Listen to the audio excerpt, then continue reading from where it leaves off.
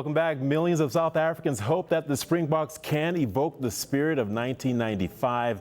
The men in green are ranked underdog ahead of tomorrow's semifinals against the world champions, but Coach Heineke Meyer has called on his Chargers to prove their doubters wrong at Twickenham. Let's take a look. I live for these games, standing there, and I always stand at the bottom facing the haka just out of respect. I never go up to the box. I'd wait till after the haka because it's just great that sometimes I don't know why you do this job, and then you stand there and you feel the adrenaline pumping, and you face the haka, and you're just so blessed to be there. So I love playing the All Blacks.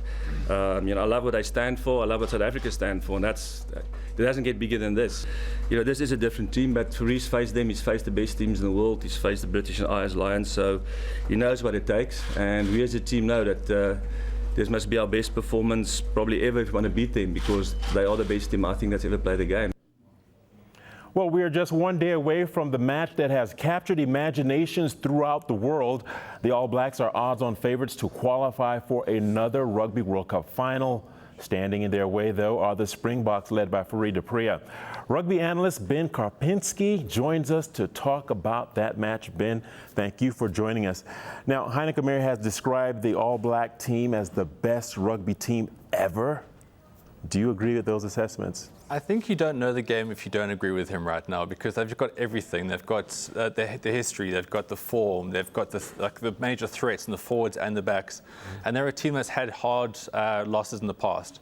So you know that they're the full picture as a result. Okay, just months ago, the Springboks lost to New Zealand 27-20. What are the Springboks to take away from that encounter?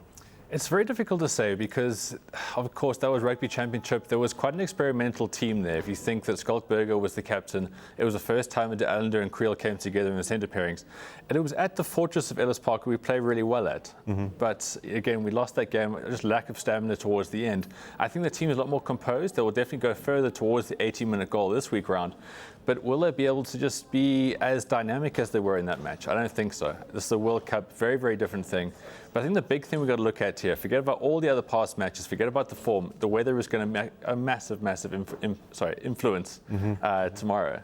The more it rains, I think the fields become for us. And if it becomes a dark, dirty and gritty match, then the Boks have a chance. Okay, let's zero in on that match tomorrow. Now, let's be positive. If South Africa are to win tomorrow, they have to do what correctly? They have to kick every single penalty. They have to get a little bit of luck from the ref. And I think first and foremost, it's just being cognizant of the fact that they are a better side. Don't give them chances. Our tactical kicking hasn't been very good so far this World Cup. A friend of mine was at the game last week, and he said, if you stand behind the poles and you watch the box, they are not kicking it into the spaces they should. They've got Milner Scudder, they've got Sevilla, and they've got Ben Smith, who I think is the best back three that we have seen in rugby for quite some time. You give those guys space, we're not going to have much of a chance. So we're going to keep it away from them, build up the territory, build up the phases. It's not going to be pretty, but that's the only way we can win tomorrow.